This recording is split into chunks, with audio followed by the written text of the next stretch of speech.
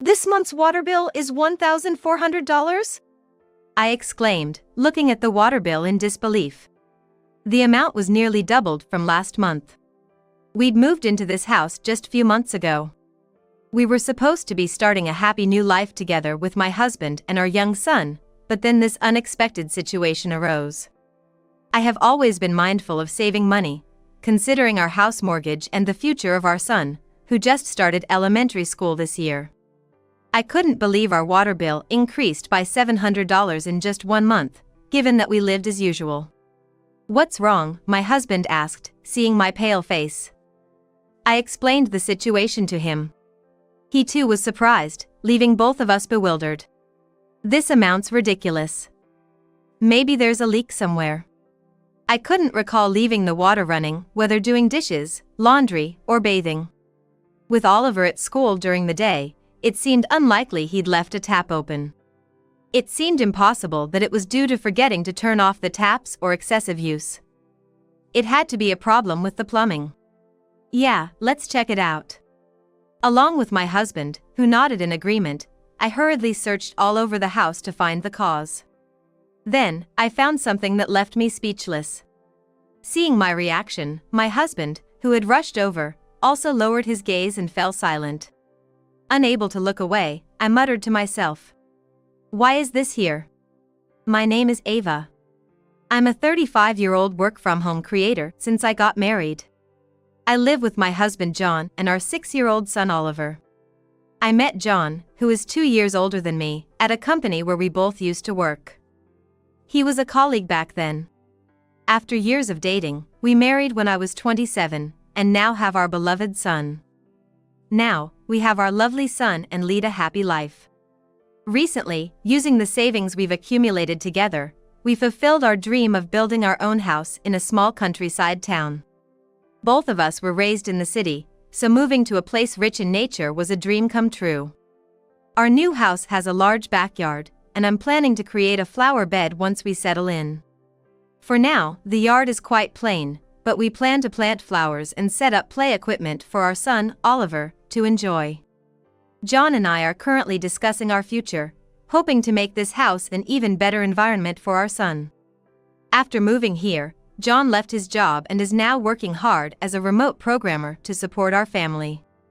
Together with my husband, I'm dedicated to working hard while also watching our beloved son grow. This was Oliver's year to start elementary school, so we timed our move to this town in summer to coincide with that. By September, he was thrilled to have made many friends. It's so heartwarming as parents to hear him happily talk about his school life and see him having fulfilling days. Oliver has always loved living creatures, and he seems to really like this town where he can interact with nature a lot. About a month after we started our new life here, I was working from home one afternoon when the doorbell rang. When I checked the monitor, I recognized the middle-aged man standing at the front door. It was Daniel, the man who lives in the house right next to ours, so I quickly headed to the door. Our neighbor, living alone in an old wooden house, had shared with us during our moving greeting that his parents had passed away and he was divorced, leaving him to live by himself. "Hey there, good afternoon. I brought this for you to enjoy," Daniel said with a smile, holding out a styrofoam box as I opened the door. "Caught these fish today. I figured, coming from the city, you might not have had much fresh fish. The taste is completely different from what you get at the supermarket," he explained. I was at a loss for words, managing only a polite smile. Since our initial greeting, Daniel and I had only exchanged nods when we saw each other outside. John and I don't really know Daniel well since we haven't interacted much. So when he suddenly showed up with food, I was unsure how to react. Seeing that I hesitated to accept it immediately, Daniel momentarily frowned in displeasure, but quickly smiled again. "No need to be shy. We're neighbors, after all. Let's help each other out," he said, insistently handing me the box. I had no choice but to accept it. Taking the box, I peeked inside and indeed, there were several fresh fish. "Thank you, I'll bring something over later as thanks," I replied modestly, and Daniel seemed satisfied as he left. Back when we lived in the city, We never had neighbors share food with us. While we had some interaction with neighbors at my parents' home, living alone in an apartment often meant not knowing who lived next door. We'd nod when passing by or make small talk in the elevator. But that was it. I knew that in the countryside, residents tended to have closer relationships. But we also heard it could lead to troubles. So, John and I decided to maintain a friendly but distant relationship with our neighbors. Indeed, I received a whole fish and was at a loss about what to do with it. At the supermarket, I usually bought fish that were already scaled and gutted, often opting for fillets. It was quite a task to research and learn how to prepare a whole fish, from scaling to gutting, using cookbooks and online resources. Still, I took it positively, thinking I should learn to handle fish. Feeling obliged to return the favor, I brought over some fruit I bought at the supermarket the next day. Daniel was humble in his response, saying, "Sorry for the trouble," so my impression of him wasn't too bad. But contrary to my expectation that this would be a one-time event, a few days later, Daniel brought over more fish. Honestly, I thought, again. Unaware of my internal struggle, Daniel said, "I caught these this morning, please take them." It's only natural to share with neighbors, emphasizing the phrase, "we're neighbors, after all." When I hesitated, he asked if I liked the last fish, to which I could only nod. They were indeed tasty. "Then please, take them." He said this and almost forced the fish upon me before leaving. I understood he was sharing out of kindness, and I didn't want to disregard his goodwill. So I decided to thank him with a sweet treat the next day, albeit reluctantly. That night, when I discussed Daniel's actions with John, he replied with a troubled expression, "Indeed, the fish were tasty, but him coming over frequently is a bit too much." John started to show discomfort with our neighbor's attitude. But he couldn't possibly know our real feelings. The next week, and the week after, Daniel continued to bring fish every weekend. Even when I gently declined, saying we had enough, he'd insist, "Oh, come on," and leave the fish. It reached a point where I didn't even want to see him, sometimes pretending not to be home, only to find the fish left at the door. John and I talked about firmly refusing next time, as I was honestly getting tired of having to constantly thank him. As expected, Daniel showed up again. I was busy with work, and the doorbell broke my concentration. As much as I feel bad saying this, it was becoming more of an inconvenience than a kind gesture. When Daniel again offered fish with his usual "we're neighbors, after all," I shook my head and refused. "I'm sorry, but we really don't need any more fish. I've told you several times now. Please, give it to another neighbor." Even when I firmly refused, he just stood there, looking stunned. "Oh, don't be like that. I give to other neighbors too. Here, take it." I hadn't expected him to persist after a clear refusal.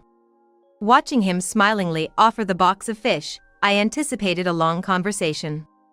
Interrupted in my work and slightly irritated, I said with an inner sigh, "No, really, we don't need any more. I'm sorry, but I'm in the middle of work. I must go now." For the first time, Daniel sounded surprised as he uttered, "Huh?" But I simply nodded and closed the door. Immediately after I locked the door, I heard him trying the handle multiple times. Then the doorbell started ringing repeatedly. "Hey, open up. I went to the trouble of bringing this, and you won't accept it? Who do you think you are?" I heard angry shouts coming from outside. Scared, I even put a chain on the front door, and that's when John came out from his office, alarmed by the commotion. "What's all this noise about?" "John, it's Daniel." I began explaining the situation to him, and he quickly pressed the intercom response button. "Enough already," he said sternly to Daniel. "We appreciate your kindness, but that's enough. No matter how much you talk about neighborly relations, bringing things over repeatedly after being refused is just imposing. Please, don't bring any more fish." John continued, and through the monitor, we saw Daniel biting his lip in frustration. "You ungrateful people, after all the neighborly kindness I've shown." With a loud bang on the front door, Daniel left, muttering those words.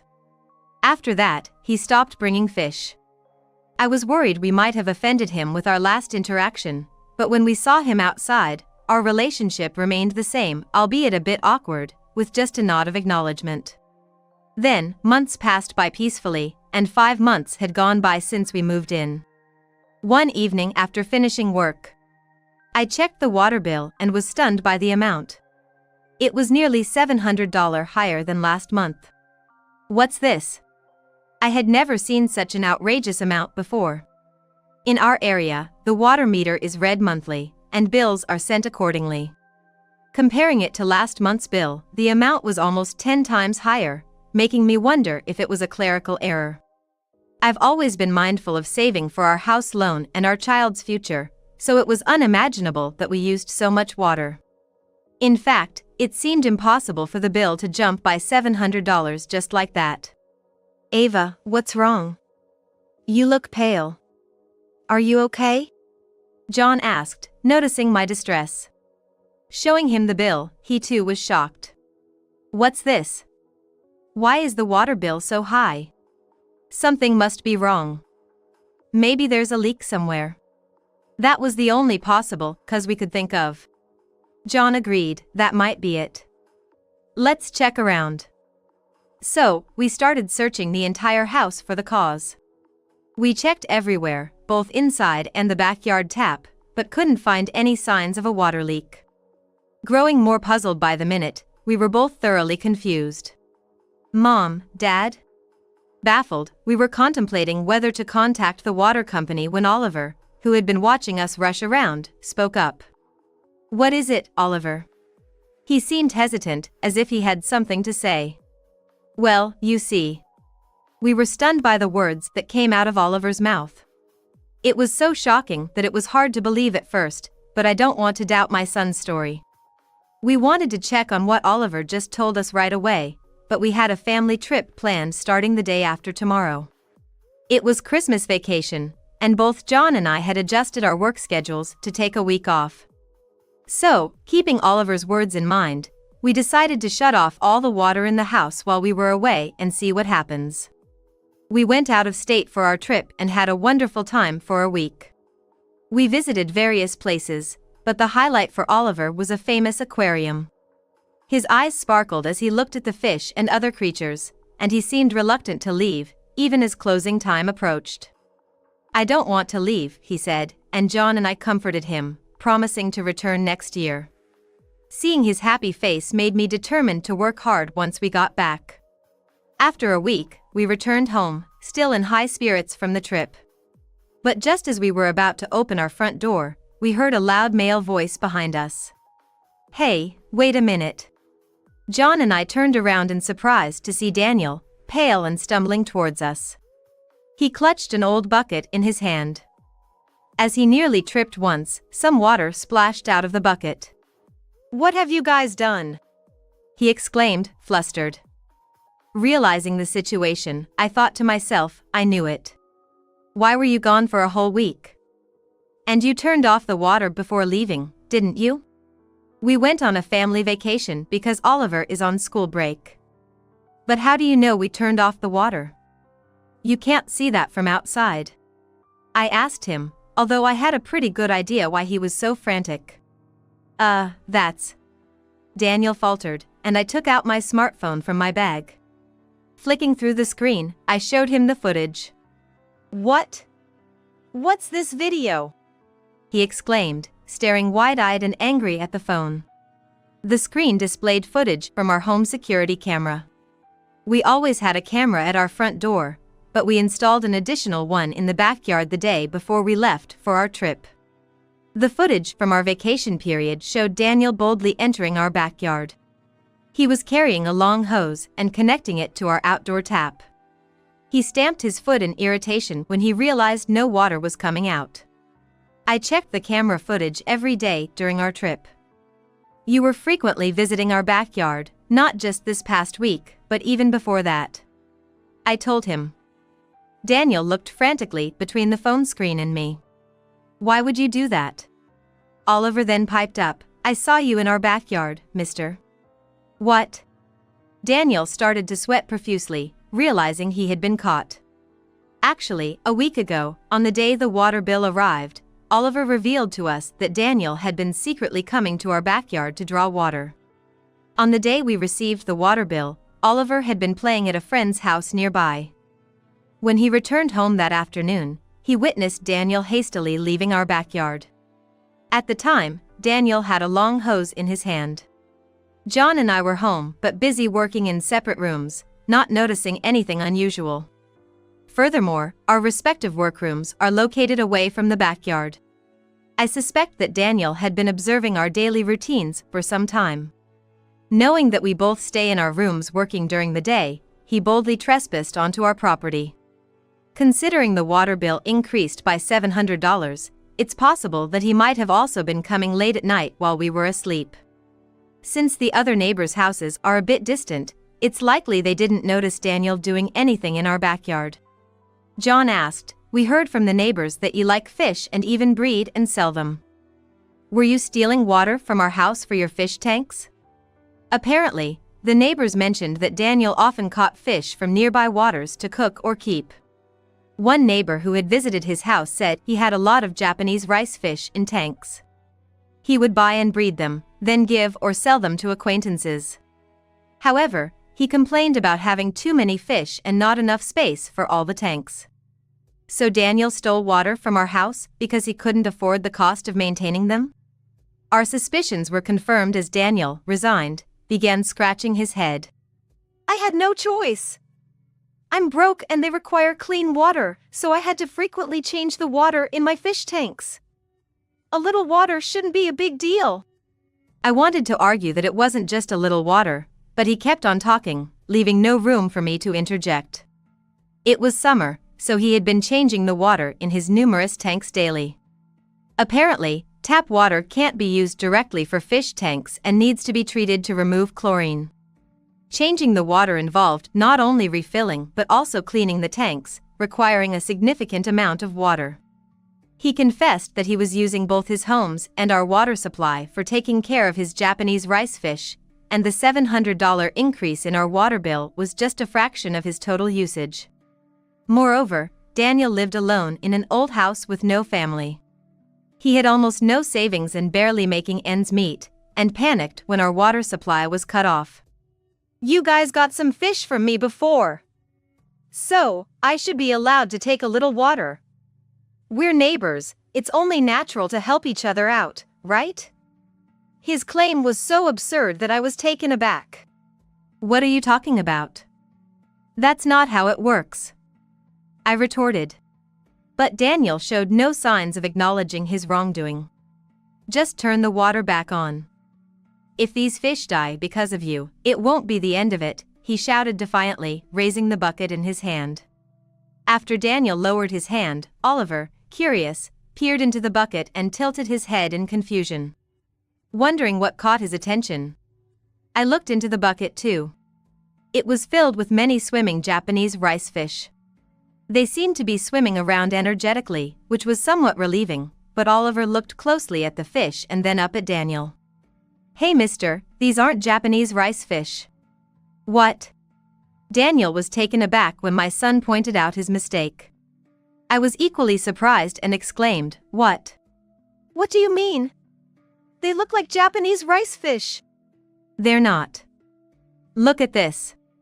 Oliver confidently pulled out a thick book from his bag and started flipping through the pages. It was a fish encyclopedia. Being a fish enthusiast, Oliver always carried various animal encyclopedias with him, and this time he had brought a fish encyclopedia for our aquarium visit. In fact, Oliver is such a fish enthusiast that he can usually identify most creatures at an aquarium.